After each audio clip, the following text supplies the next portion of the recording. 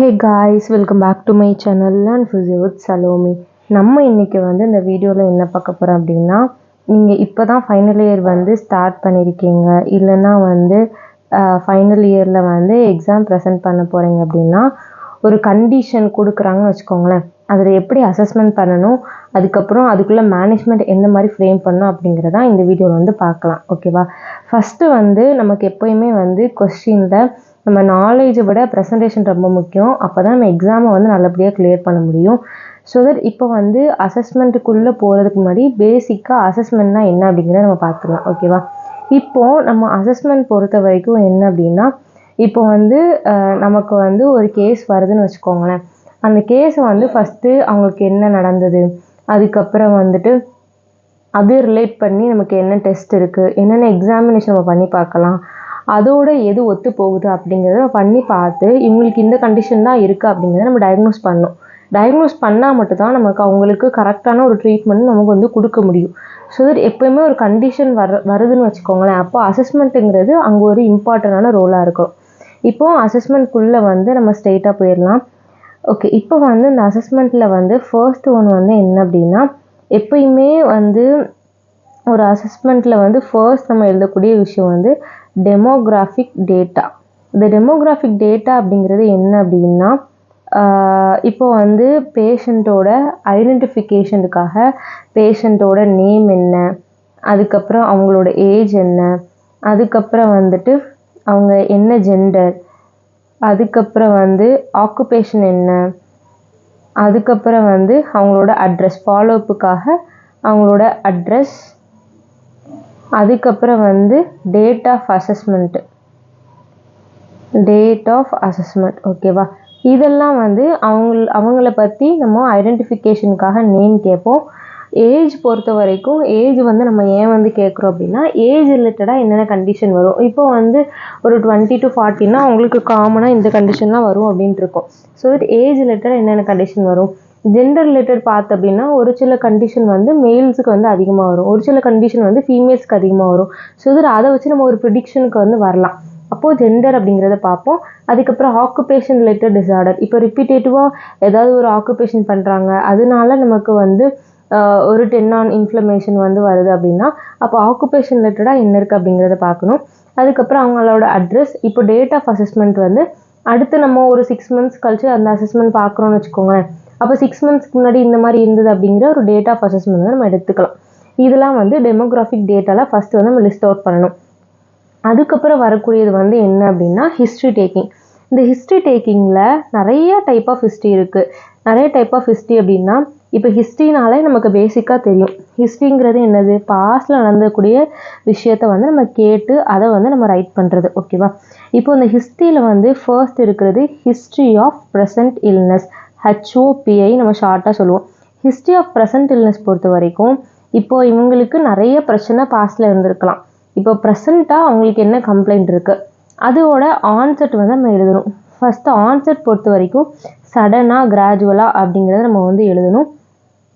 இப்போ பேஷண்ட் பொறுத்த வரைக்கும் நமக்கு பேஷண்ட் 52 years old மேல், சடன் ஆன்செட் பொறுத்த வரைக்கும் சடன் இல்லைன்னா கிராஜுவலாக அப்படிங்கிறத எழுதணும். சடன் இல்லைன்னா கிராஜுவலாக, பெயின் ஃபார் அபவுட் 10 months இருக்குது.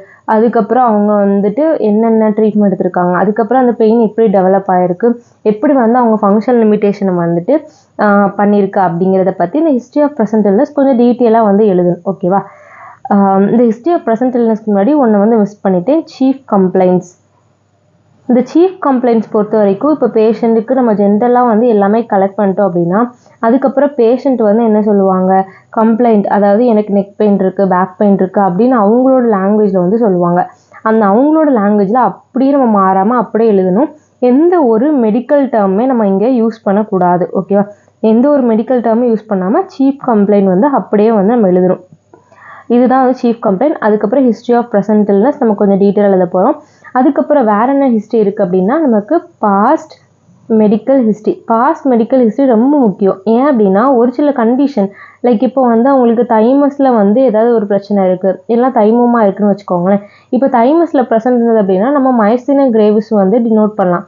ஏன் அப்படின்னா தைமஸ் கிளாண்டில் ஏதாவது ஒரு பிரச்சனை இருக்கிறதுனால மைஸ்தீனியா கிரேவிஸ் நிறைய வருது. அதாவது தைமஸ் கிளாண்ட் பிரச்சனை இருக்கிறவங்களுக்கு மைஸ்தீனியா கிரேவிஸ் வருது, மைஸ்தீனியா கிரேவிஸ் இருக்கிறவங்களுக்கு தைமஸ் கிளாண்டில் ஏதாவது பிரச்சனை வருது அப்படிங்கிற ஒரு தியரி வந்துட்டு இருக்குது.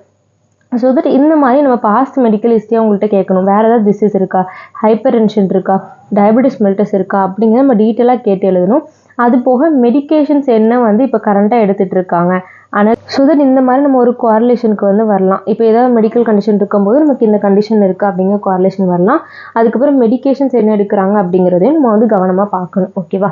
அண்ட் இதுக்கப்புறம் வந்து இந்த மெடிக்கேஷன்ஸ்க்கு அப்புறம் வந்து வேறு என்னென்ன ஹிஸ்ட்ரி வந்து நம்ம பார்க்கணும் அப்படின்னா அவங்களோட பர்சனல் ஹிஸ்ட்ரி வந்து நம்ம பார்க்கணும். இந்த பர்சனல் ஹிஸ்ட்ரியில் என்னென்ன வரும் அப்படின்னா அவங்களோட ஸ்லீப் எப்படி இருக்குது, அவங்களோட அப்படைட் அதாவது பசி எடுக்கிறது வந்து எப்படி இருக்குது, அதுக்கப்புறம் வந்துட்டு பவல் அண்ட் பிளாடர் எப்படி இருக்குது அப்படிங்கிறத நம்ம பர்சனல் ஹிஸ்ட்ரியில் வந்து நம்ம எடுக்கணும். ஓகேவா? இந்த பர்சனல் ஹிஸ்ட்ரி ரொம்ப முக்கியம். ஒரு சில நேரம் நமக்கு ஸ்லீப் டிஸ்டர்பன்ஸாக இருந்தால் அவங்களுக்கு ஃபைப்ரோமயால்ஜியா வரதுக்கான சான்சஸ் அதிகம். ஸோ இந்த ஸ்லீப் அந்த மாதிரி அவங்களோட பர்சனல் ஹிஸ்ட்ரி வந்து எடுக்கணும். அதுக்கப்புறம் ஆல்கோஹாலிசம், ஸ்மோக்கிங் வந்துட்டு இருக்கா அப்படிங்கிறது நம்ம வந்து நோட் பண்ணணும். ஓகேவா? இதெல்லாம் வந்து பர்சனல் ஹிஸ்ட்ரி. இது போக வேறு என்ன ஹிஸ்ட்ரி எடுக்கணும் அப்படின்னா நம்ம ஃபேமிலி ஹிஸ்ட்ரி வந்து கேட்கணும். இன்கேஸ் வந்து ஒரு சைல்டு வந்து ஒரு டிலைட் மைல்ஸ்டோனில் வந்து கொண்டு வந்திருக்காங்க அப்படின்னா அவங்க ஃபேமிலி ஹிஸ்ட்ரி வந்து கேட்கணும். யாராவது இவங்களோட அம்மா சைடோ இல்லைனா அப்பா சைடோ வந்துட்டு யாராவது அங்கிள்ஸ் அவங்களுக்கு வந்து ஏதாவது டிசீஸ் வந்திருக்கா, லைக் எம்டி மஸ்குலர் டிஸ்ட்ரோஃபி இருக்கா, சிபி இருக்கா அப்படிங்கிறத நம்ம கேட்கணும். அதுக்கப்புறம் இந்த ஃபேமிலி ஹிஸ்ட்ரி வந்து கான்செங்குவல் மேரேஜ் அதாவது க்ளோஸ் ரிலேட்டிவ்ஸ்குள்ளே மேரேஜ் பண்ணியிருக்காங்களா அப்படிங்கிறதையும் நமக்கு வந்துட்டு பார்க்கணும். ஓகேவா? இதெல்லாம் ஃபேமிலி ஹிஸ்ட்ரியில் வந்து வரும். என்னென்ன ஹிஸ்ட்ரி பார்ப்போம்? ஃபர்ஸ்ட் வந்து ஹிஸ்ட்ரி ஆஃப் ப்ரெசன்ட் இல்னஸ் வந்து பார்ப்போம். அதுக்கப்புறம் பாஸ்ட் மெடிக்கல் ஹிஸ்ட்ரி, என்ன மெடிக்கேஷன்ஸ் எடுக்காங்க அப்படிங்கிறத பார்க்கணும். அதுக்கப்புறம் வந்து பர்சனல் ஹிஸ்ட்ரி வந்து நம்ம பார்க்கணும். ஃபைனலாக ஃபேமிலி ஹிஸ்ட்ரி வந்து நம்ம பார்க்கணும். ஓகேவா? இதெல்லாம் வந்து ஹிஸ்ட்ரியில் வந்து நம்ம பார்க்கக்கூடிய விஷயம். அதுக்கப்புறம் வந்து அப்ஜெக்டிவ் அசஸ்மெண்ட். இந்த அப்ஜெக்டிவ் அசஸ்மெண்ட் வந்து என்ன அப்படின்னா ஃபர்ஸ்ட் ஒன் வந்து அப்சர்வேஷன். இப்போ ஒரு பேஷண்ட் வராங்க அப்படின்னா அவங்கள தொடாமல் டச் பண்ணாமல் எந்த எக்ஸாமினும் பண்ணாமல் நம்ம பார்த்தோன்னே கண்டுபிடிக்கக்கூடிய விஷயம்லாம் என்ன அப்படிங்கிறத நோட் பண்ணும். அப்சர்வேஷனில் பாஸ்டர் நம்ம பார்த்து நோட் பண்ணலாம். அதுக்கப்புறம் ஏதாவது ஒரு டிஃபார்மிட்டி இருந்ததுன்னா நம்ம வந்து பார்த்து நோட் பண்ணலாம். அது போக பேஷண்ட் வந்து ஏதாவது ஒரு எக்ஸ்டர்னல் எய்ட்ஸு, ஒரு வாக்கிங் எய்ட்ஸ் யூஸ் பண்ணுறாங்க, வாக்கர், கேன், அதுக்கப்புறம் வீல் சேர் யூஸ் பண்ணாங்க அப்படின்னா நம்ம நோட் பண்ணலாம். அது போக இப்போ பேஷண்ட் வந்து ஐசியூ இல்லைனா இன்பேஷண்ட்டாக இருக்காங்க அப்படின்னா நம்ம வந்து அவங்களுக்கு ரைல்ஸ் டியூப் இருக்குது, அதுக்கப்புறம் வந்துட்டு அவங்க ஃபோலிஸ் கத்தீட்டரைசேஷன் பண்ணியிருக்காங்க அப்படிங்கிறத நம்ம நோட் வந்து பண்ணலாம். ஓகேவா? இதெல்லாம் வந்து நம்ம அப்சர்வேஷனில் பார்க்கக்கூடிய விஷயம். இது போக அப்சர்வேஷனில் வந்து அவங்க ப்ரீத்திங் எப்படி இருக்குது, ஷாலோ ப்ரீத்திங் இருக்கா, அதுக்கப்புறம் அவங்க ஃபேஷியல் எக்ஸ்ப்ரெஷன் எப்படி இருக்குது, எக்ஸ்ப்ரெஷனலஸ் ஃபேஸ் இருக்கா, ஃபேஸ் எக்ஸ்ப்ரெஷனே இல்லாமல் இருக்கா, அது போக நமக்கு ஸ்பீச் அவங்க பேசும்போது அவங்க ஸ்பீச் எப்படி இருக்குது அப்படிங்கிறத நம்ம அப்சர்வ் பண்ணியே கண்டுபிடிக்கலாம். இதெல்லாம் அப்சர்வேஷனில் வந்து எழுதக்கூடிய விஷயம். அப்சர்வேஷனுக்கு அடுத்து வந்து நம்ம பண்ண வேண்டிய விஷயம் வந்து பால்பேஷன். இப்போ தான் நம்ம பேஷண்ட்டை டச் பண்ணி பார்க்க போகிறோம். ஓகேவா? இந்த பால்பேஷனில் வந்து டெண்டர்னஸ் இருக்கான்னு பார்க்கணும். இந்த டெண்டர்னஸ் அப்படிங்கிறது என்ன அப்படின்னா ஒரு இடத்துல நீங்கள் தொடும்போது அவங்களுக்கு பெயின் இருக்கா அப்படிங்கிறத பார்த்து என்ன கிரேட் ஆஃப் டெண்டர்னஸ் அப்படிங்கிறத நோட் வந்து பண்ணணும். ஓகேவா? இந்த டெண்டர்னஸுக்கு அப்புறம் வந்து ஏதாவது ஒரு ஸ்வெல்லிங் இருக்கான்னு பார்க்கணும். இந்த ஸ்வெல்லிங்குமே எந்த ஏரியாவில் இருக்குது அப்படிங்கிறது நம்ம வந்து டீட்டெயிலாக நோட் வந்து பண்ணணும். ஓகேவா? டெண்டர்னஸ் ஸ்வெல்லிங்ஸ்க்கு அப்புறம் வந்துட்டு அதுக்கப்புறம் வந்து நம்ம வந்து மசில் ஸ்பாசம் இருந்தது அப்படின்னா கண்டிப்பாக உங்களுக்கு டெண்டர்னஸ் இருக்கும். இந்த மாதிரி மசில் ஸ்பாசம் இருக்கா அப்படிங்கிறதே நோட் வந்து பண்ணணும். அதுக்கப்புறம் வந்து என்ன அப்படின்னா வேறு என்னென்ன பால்பேஷன் வந்து பண்ணி பார்ப்போம். மேஜராக வந்து டெண்டர்னஸ் அண்ட் ஸ்வெல்லிங் வந்து நம்ம பார்ப்போம். அது போக மசில் ஸ்பாசம் வந்து பார்ப்போம். இது போக நமக்கு பால்பேஷனில் வந்து ஒரு மூமெண்ட் பண்ணி பார்க்கும் அப்படின்னா அந்த இடத்துல பால்பேஷனில் கிரெப்பிட்டஸ் வந்து வரும். ஸோ தட் கிரெப்பிட்டஸுமே நம்ம வந்து ஆட் பண்ணிக்கலாம். ஓகேவா? இதெல்லாம் வந்து பால்பேஷனில் பார்க்கக்கூடிய விஷயம். இதுக்கப்புறம் தான் நம்ம இம்பார்ட்டண்டான விஷயத்துக்குள்ளே போக போகிறோம், எக்ஸாமினேஷன். இந்த எக்ஸாமினேஷனில் வந்து நமக்கு தெரிஞ்ச எல்லா டெஸ்ட்டு நம்ம ஸ்பெசிஃபிக்காக இப்போ பேலன்ஸ் அசஸ் பண்ணோம் அப்படின்னா அதுக்குள்ளே ஸ்கேலு இது எல்லாமே நம்ம போட்டு பார்த்து கண்டுபிடிக்க போகிறோம். ஓகேவா? இந்த எக்ஸாமினேஷன் பொறுத்த வரைக்கும் ஒவ்வொரு டிபார்ட்மெண்ட்டுக்கு வேரி ஆகும். லைக் கார்டியோனா எக்ஸாமினேஷன் வேறு வரும், ஆர்த்தோனா வேறு வரும், நியூரோனா வேறு வந்து வரும். ஓகேவா? இப்போ நம்ம ஜென்ரலாக உள்ள எக்ஸாமினேஷன் அதாவது நியூரோக்குள்ளதும் ஆர்த்தோக்குள்ளதும் சேர்த்து நம்ம பார்க்கலாம், கார்டியோக்குள்ளதும் தனியாக வந்து பார்க்கலாம். ஓகேவா? இந்த நியூரோ பொறுத்த வரைக்கும் ஃபர்ஸ்ட் ஒன்று வந்து நம்ம எக்ஸாமினேஷன் பொறுத்த வரைக்கும் மோட்டார் சிஸ்டம். மோட்டார் சிஸ்டம் அப்படின்னா நம்ம மசிலில் உள்ள ஆக்ஷன்ஸ் எல்லாமே நம்ம பார்க்க போகிறோம். இந்த மோட்டார் சிஸ்டமில் மசிலோட டோன் எப்படி இருக்குது அப்படிங்கிறத நம்ம மாடிஃபைட் ஆஷ்வர்த் ஸ்கேல் யூஸ் பண்ணி நம்ம சொல்ல போகிறோம். மசிலோட ஸ்ட்ரென்த் எப்படி இருக்குது அப்படிங்கிறத நம்ம வந்து MMT வச்சு சொல்ல போகிறோம். மேனுவல் மசில் ஸ்ட்ரென்த் டெஸ்டிங் வந்து சொல்ல போகிறோம். ஓகேவா? அது போக மசிலில் வந்து மசிலோட ரிஃப்ளெக்ஸ், அதாவது டீப் டெண்டான் ரிஃப்ளெக்ஸ், DTR ரிஃப்ளெக்ஸ், இந்த ரிஃப்ளெக்ஸ் வந்து நம்ம கிரேடிங் வந்து சொல்லணும். எந்த மாதிரி இருக்குது அப்படிங்கிறத கிரேடிங் வந்து சொல்லணும். ஓகேவா? அதுக்கப்புறம் மசிலில் வந்து மசிலோட கர்த் எந்த மாதிரி இருக்குது அப்படிங்கிறத சர்க்கம்ஃபரன்ஸ், அதாவது ரைட் சைடும் லெஃப்ட் சைடும் அசஸ் பண்ணி எதில் வந்து கர்த் நார்மலாக இருக்கா, டிஃப்ரென்ஸ் எந்த மாதிரி இருக்கா அப்படிங்கிறது மசில் கர்த் வந்து நம்ம சொல்லணும். ஓகேவா? இதெல்லாம் டோனில் பார்க்கக்கூடிய அசஸ்மெண்ட்.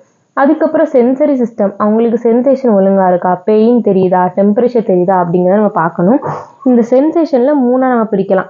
ஃபர்ஸ்ட் ஒன் வந்து சூப்பர்ஃபிஷியல் சென்சேஷன். சூப்பர்ஃபிஷியல் சென்சேஷனில் பெயின், டச்சு, டெம்பரேச்சரு, ப்ரெஷர், இதெல்லாம் வந்து நமக்கு சூப்பர்ஃபிஷியல் சென்சேஷன் வந்து வரும்.